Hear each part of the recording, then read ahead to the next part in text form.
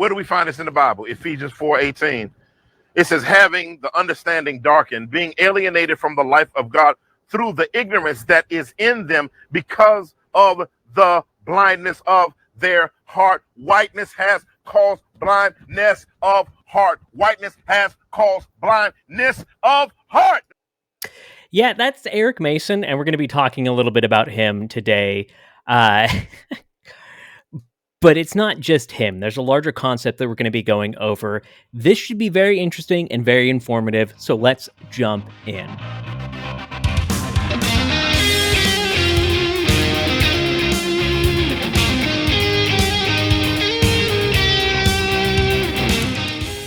Welcome to the Enemies Within the Church podcast. You can go to EWTCnews.com. That stands for Enemies Within the Church, EWTCnews.com, to view the documentary if you haven't already.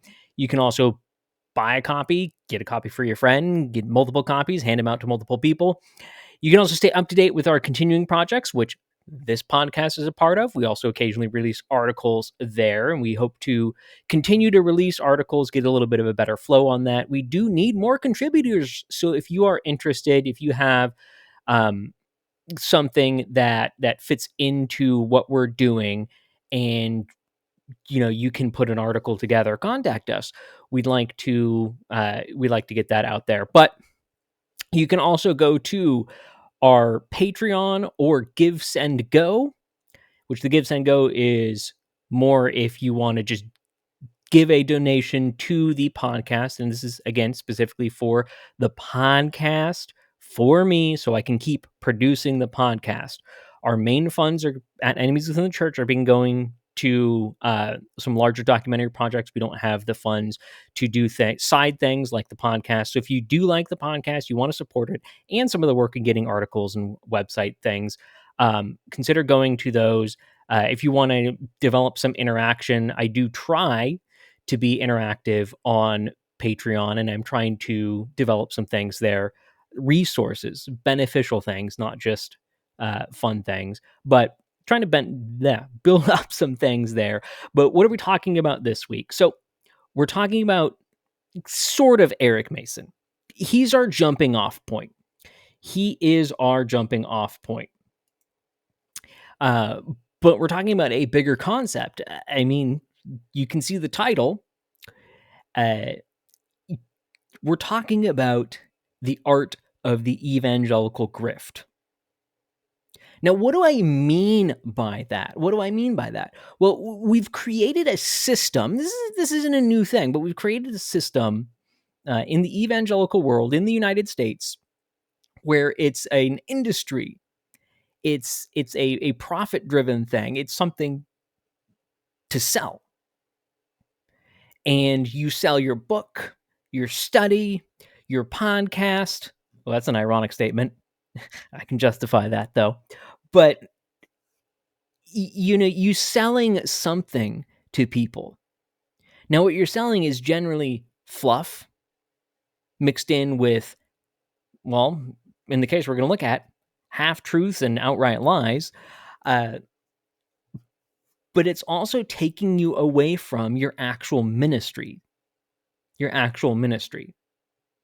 this is really going to get down to pastors. If you're a pastor, you have God-given responsibilities, God-given priorities. And what we see men that are unsatisfied with that. Men who are unsatisfied with that, and they go out and they pursue something else. They build their own influence, their own kingdom, their own empire. We've talked about that before, rather than simply kingdom building, their empire building. But they're trying to do their own thing outside of their actual responsibilities that build them up, and in particular, build them up financially. And this isn't we're going to focus on Eric Mason here because I think there's a very poignant example that we're going to look at. But you can go back. We talked about David Platt just a couple weeks ago and everything that's coming out with him. And I talked about many of these concepts already there. You can go back to the episode on Steve Lawson, talked about many of the same things. These are men that are unsatisfied with being a pastor. They're unsatisfied with shepherding God's flock, and specifically the flock that's there, immediately there, the local congregation. They're unsatisfied with that. So they go out and they start trying to steal other people's sheep. Now, back in the day, that was literally steal them. Nowadays, it's stealing them ideologically. Rather than someone going to their pastor first, now they're going to go to a blog, a podcast, an article, a book, something else, some paid resource before they go to their local pastor.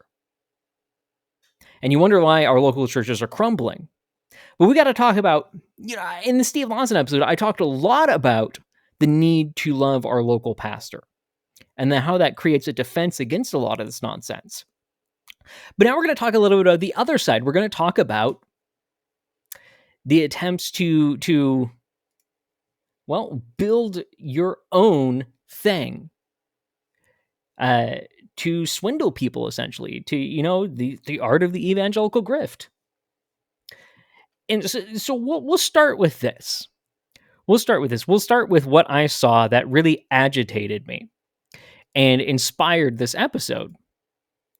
Now, this is a tweet from Eric Mason. Eric Mason, who's been a little bit out of the spotlight the past few years. So if you don't know who he is, he released the book Woke Church, which is all about promoting critical race theory in the church. It is on the more radical side of things. He gained a lot of infamy because of that, and was, frankly, seen as a liability to these organizations that were trying to push in the direction that Eric was moving things, but he was a lot more aggressive, assertive about it, out in front. And so he lost influence a lot of places that were trying to say, oh, we're not actually promoting these things. Well, they are. You can't do that with Eric. He was being pretty blatant. So he's been out of the spotlight. You saw in the clip at the beginning, and why don't we get a little bit more context? Why don't we get a little bit more context with that clip? Because I think you'll be able to see a little bit more of his heart. He's going to talk about people's heart in this, but you're going to see his heart. So let's just watch a little bit of this. Where do we find this in the Bible? Ephesians 4:18. It says, having the understanding darkened, being alienated from the life of God through the ignorance that is in them because of the blindness of their heart. Whiteness has caused blindness of heart. Whiteness has caused blindness of heart. The noetic effects of the fall have made you create and brand black people globally. Everybody, no matter where you go, view black people in a particular way. America has taken it on, and Western culture has taken it on. And all we can do is dance and sing and shoot each other. And you brand that out there when that's not a comprehensive truth about black people. But because you want to subjugate us and keep us on, that's not a curse. Okay, I think that gets the point across. He legitimately believes, if you take him at his word, he legitimately believes that white people want to subjugate, his words, subjugate black people. He sees this extreme divide. He sees, again, white people, that whiteness has caused blindness of heart. You can see so many things in there that are just, well, to use his word, that are racist. Now, we've already talked about ethnicity, race, and all these things before, but he has a pretty extreme partiality. And he switches gears. Hey, I'm talking about a Bible passage. Nope. I'm now doing whatever I want with it. But that is Eric. He is a man, unfortunately, consumed by bitterness. And I think we'll see that come out a little bit more in this episode. But let's go to let's actually read the tweet now. The tweet that, again, it really bothered me. It really bothered me because it exposed and communicated, again, the art of the evangelical grift. That was the first thing that went to my mind and just frustrating me. So let's read this. Want to spend the rest of my life investing in the next generation. In the spring of next year, I'm starting a cohort. I didn't mention cohort earlier, but that is such a popular thing nowadays. I'm starting a cohort that will have levels to it. It's going to be called the Remnant Cohort. I get a lot of requests for mentorship, but listen to this, I get a lot of requests for mentorship, but with family and my local church, writing my new podcast, and investing in my sons and daughters in the faith, it's hard to do anything outside of that. Mentors, friends, colleagues, my church, and especially my wife told me.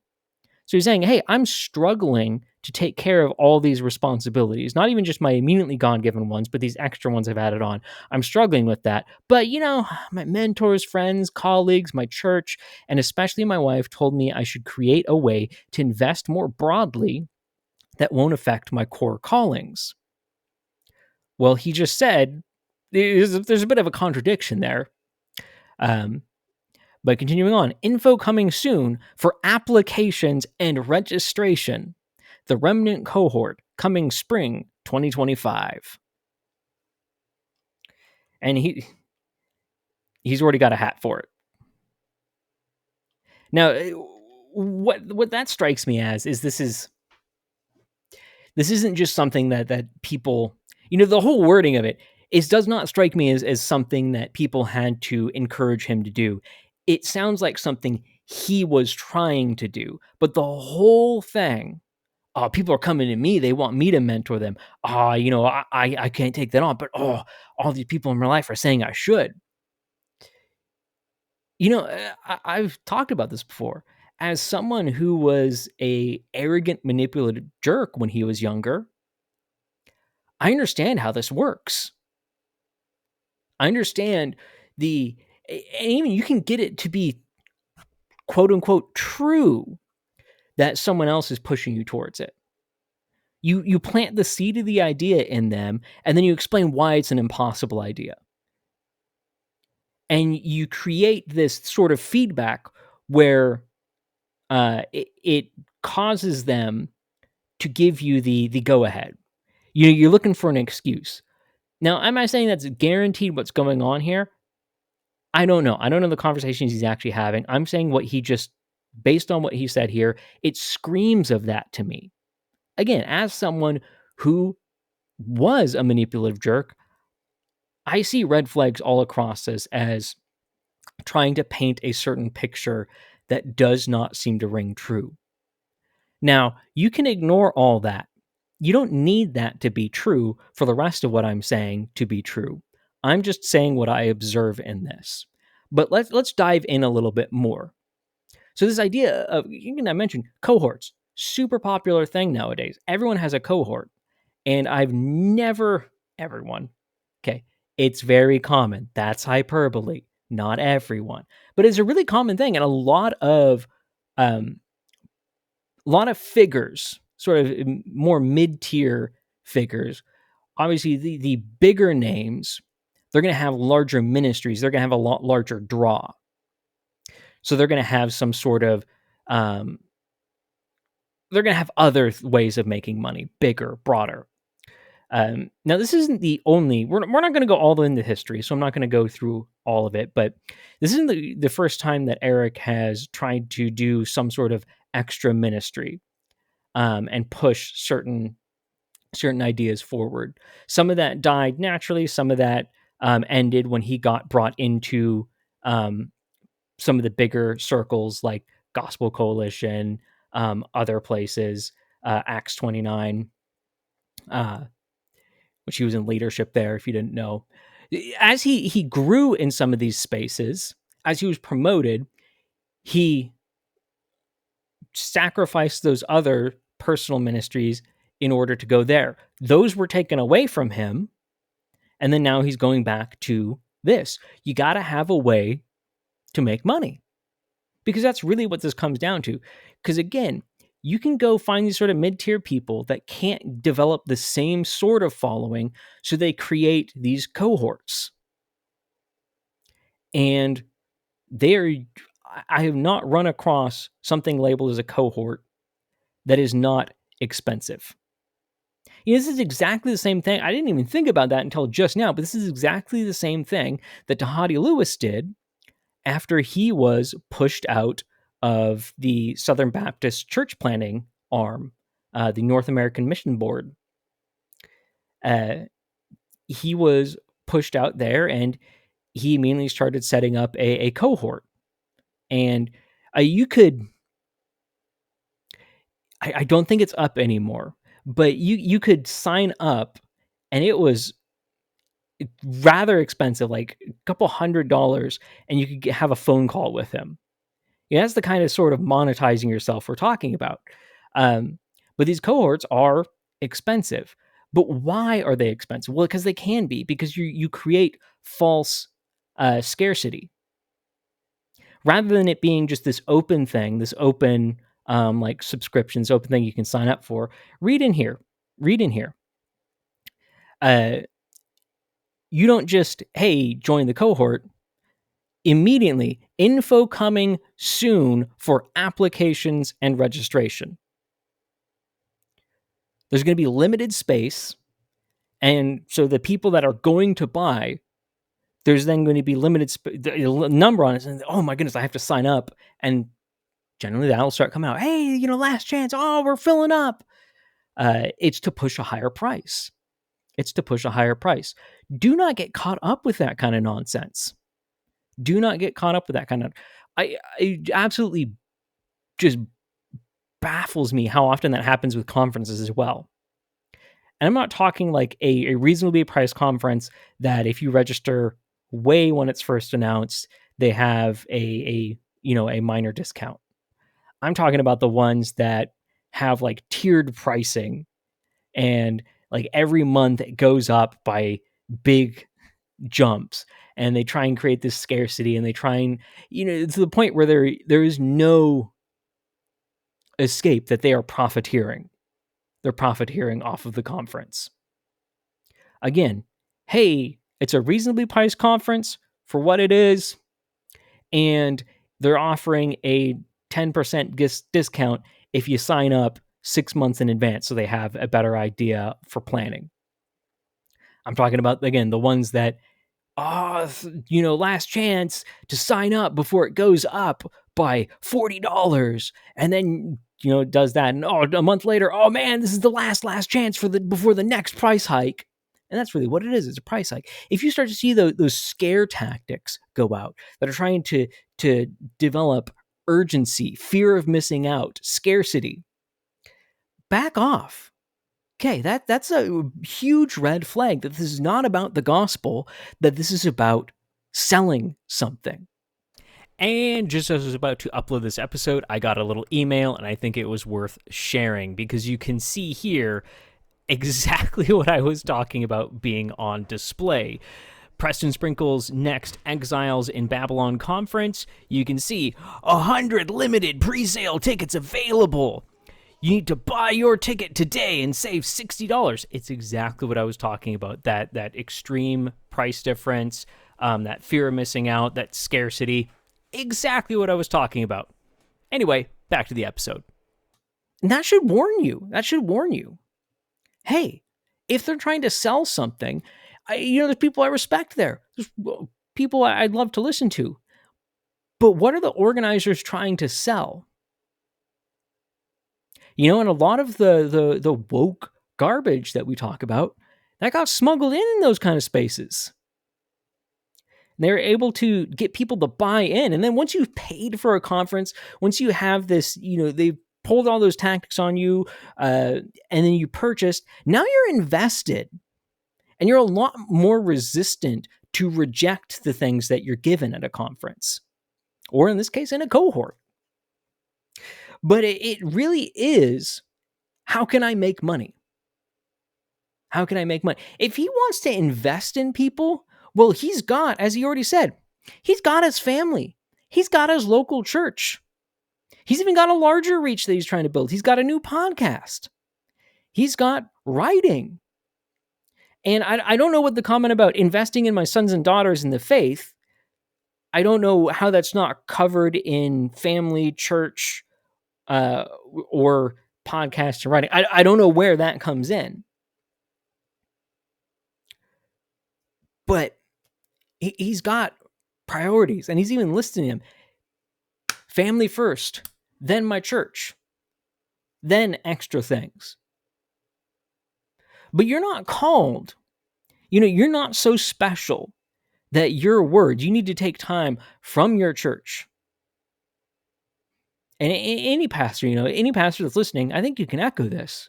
If you're being a pastor, a shepherd,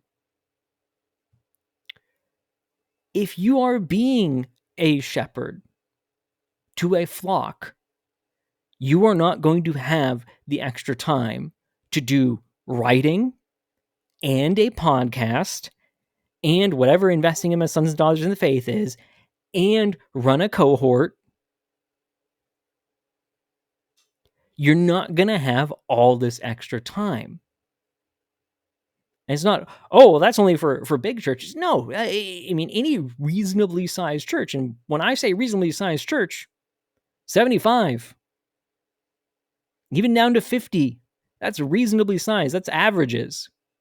Even smaller than that, a lot of small churches, there are a lot of small rural churches that have a lot of things going on. And the pastor is really investing in his congregation. He's investing in the people he can actually take care of and have an impact on. Now, talking about podcasts, because you might think, Kyle, aren't you condemning yourself? To a very small degree, yeah. I have to constantly be careful about that I'm not doing the same sort of things. Yeah, I would be really appreciative if someone gave to the ministry of this podcast, the work I'm doing. But you don't have to sign up to get this content. Yeah, it would be helpful to me. It would make this, the time I'm spending on this, more reasonable.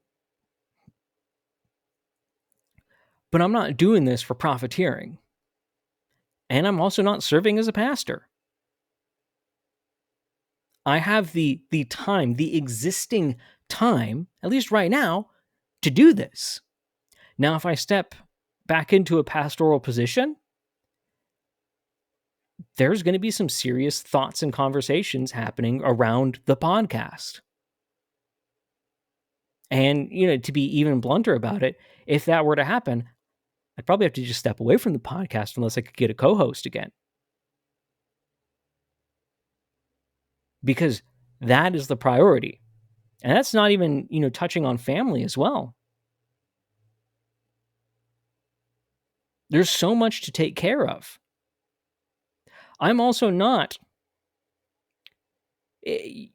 trying to mentor you and disciple you and do all these things. I can't do that.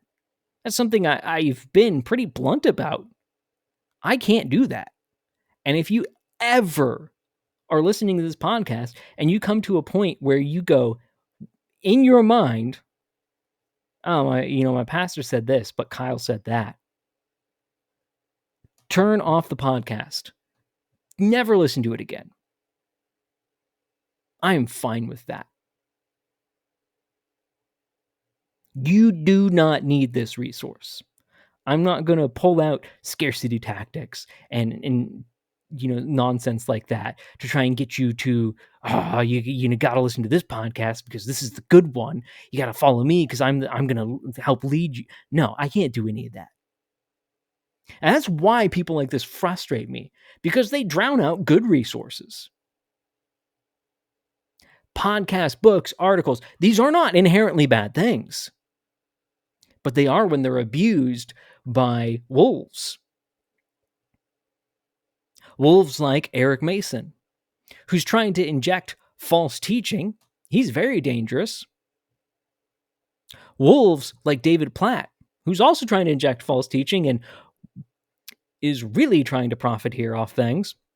Wolves like Steve Lawson, who turned the church and ministry into just his financial gain. That was it. In the end, that seems that all it was for him. You know, people say things like, "Oh, well, he preached truth." Preached truth for profit. He was the very definition of a hireling.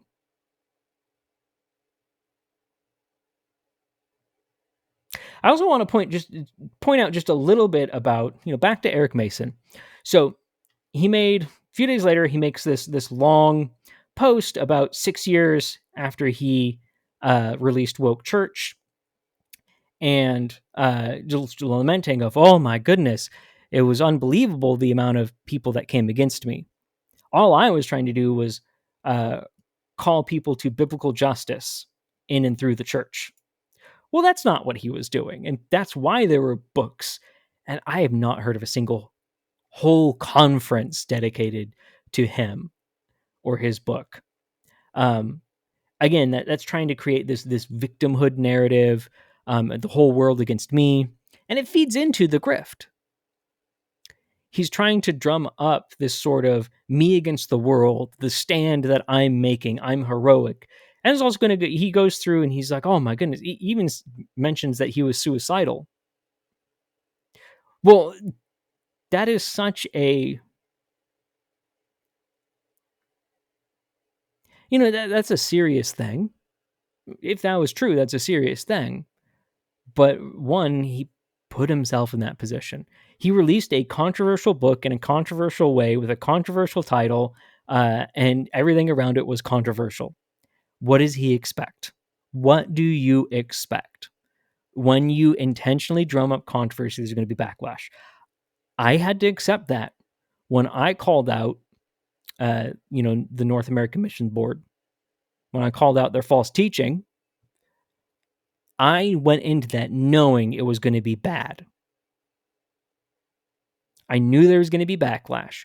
I knew there was going to be controversy. I knew that there were going to be people. Now, I was surprised by the ways that manifested, but I expected that to happen. But again, this drums up certain ideas. And he, of course, he goes into certain things about how, oh, wow, the non-Christian community was more supportive of me during this time. Trying to, I don't get why this always happens. Well, I do get why it always happens, but as an expression, I don't get this because it doesn't make any sense if you're actually caring for the church. If you actually are your intention was to release this for the edification of the church, for the benefit of the reader. And if you did know it was going to be controversial and you're like, man, this is going to be a hard thing to accept, well, you'd expect backlash and you wouldn't go, oh my goodness, the secular world's better than the Christian world. That seems like a bit of a problem. But to just read a little bit of this, over time, I became disillusioned with spaces that I was in where the majority culture was arguing about CRT and politics, and there being no such thing as systemic racism. I can't be placed in a monolithic box. I'm pro-life and anti-racism. I'm against racism too. I mean, this such are bad terms because it doesn't mean a person who is against bigotry based on skin color.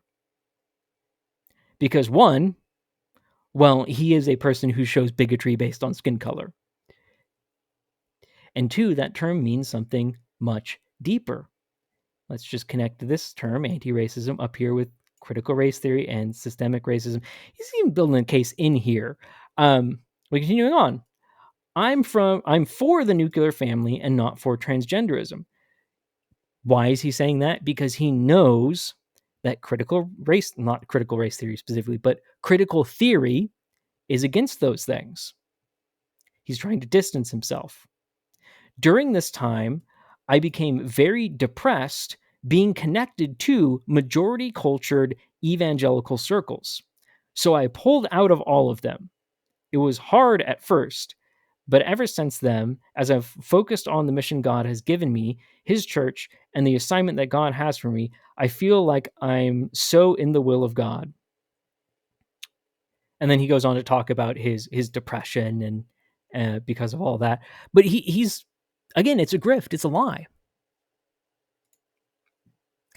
He was when he started to become too controversial, he started to become a liability. He didn't pull out this heroic, oh, these spaces they just don't understand.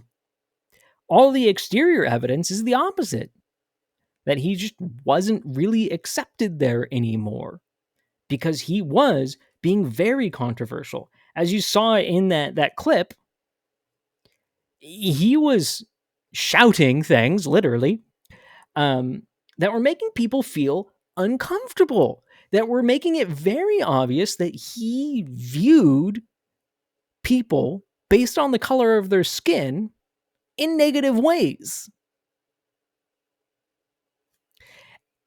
That's not going to bring any healing. You know, if he's talking all about like healing racial trauma and getting rid of racism and all this stuff, well, how is that going to help? It's all a grift. It's all a grift. And now he wants to come back. He's trying to make his comeback. And that's why that post was made, especially just a few days after he announces this new cohort that's going up. It's all a grift. It's all about marketing yourself, making money. And again, this happens all over the place. And you can go, oh my goodness, you look at the woke guys doing it. It's their problem. No. Look at Steve Lawson. If you're in the more Reformed or Calvinist circles, that kind came as quite a surprise to those camps. David Platt. Yeah, he's in the woke camp as well, but sort of a different branch than Eric. And that caught a lot of people off guard. Now, they really should have known, but it did catch people off guard. And this happens all over the place. All over the place. And we don't want to admit it. We don't want to be on the lookout for it because we're unsatisfied ourselves. We're unsatisfied with so many things that we don't even understand we're unsatisfied with.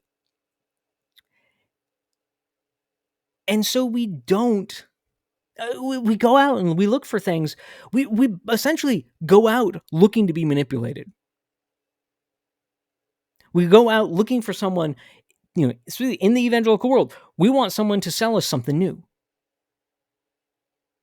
We're unsatisfied with our churches. We're unsatisfied with our pastors. We're unsatisfied, unfortunately, with God's word. Now, if you don't think you are, please just take a second to examine yourself, examine your heart, examine some of the factors, some of the potentials, and be honest. Because people are preying on you. These sort of evangelical grifters, these people, these con men, are coming in they see you as a juicy target, whether you like it or not. And if you're not actively defending against that, you very well might get caught up and start buying all sorts of resources from someone. Oh my goodness, he's so good. Oh, wow. And what happens when it gets revealed that he was just a con man all along? Oh, well, his stuff. I mean, even before he was what he is now. The stuff was good. And trying to rationalize it, and you go back and you go, no. The flags were already there. He was trying to sell himself. He was abandoning his God-given positions, if they were even truly given by God. but he's abandoning the correct prioritization of things in order to go out and build his own kingdom, in order to go out and spread his influence beyond the borders of his kingdom, to build an empire. You became one of his vassals. You didn't even notice.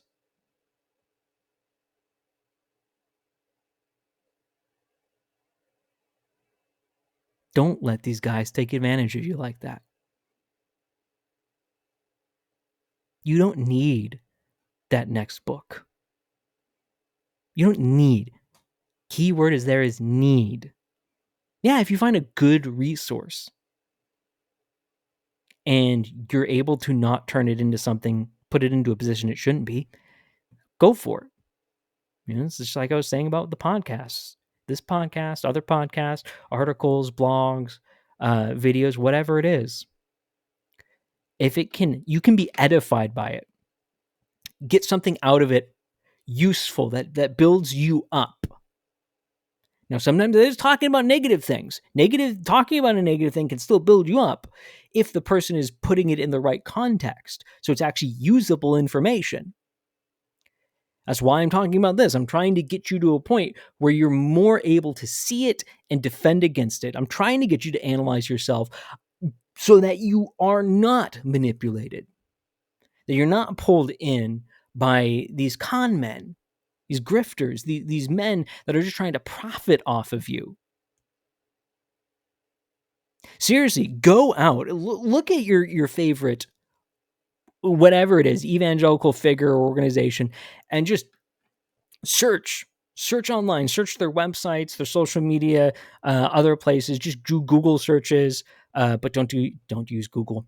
But do searches and just try and find what are all the ways that they've monetized themselves. How many are there? And you might find like, oh wow, this guy really is just giving away stuff.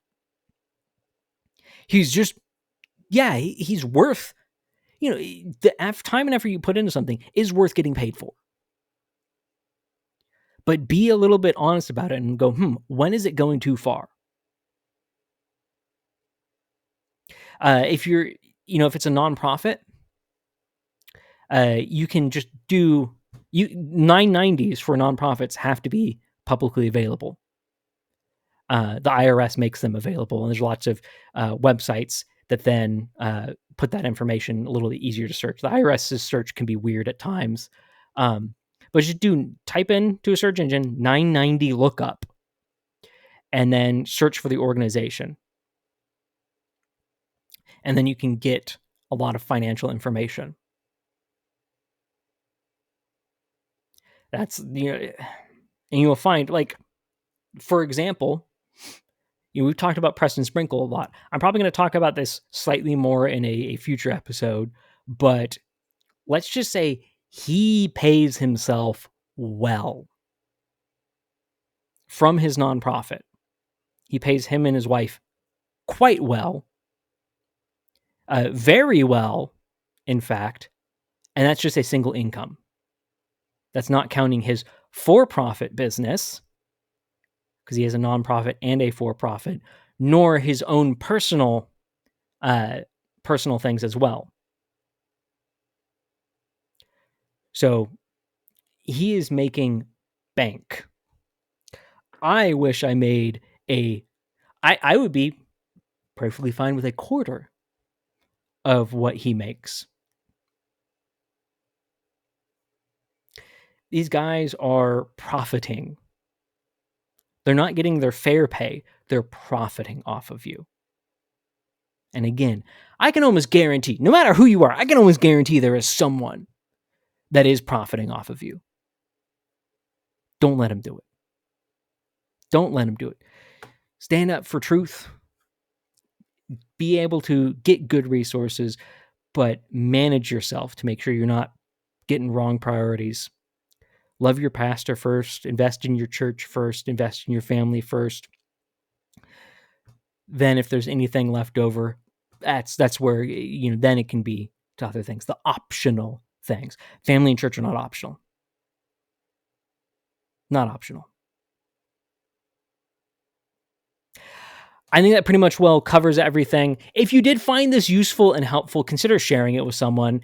And as I always point out, I'd rather you directly share it with that person and even have a conversation rather than just like, boop, here's a share.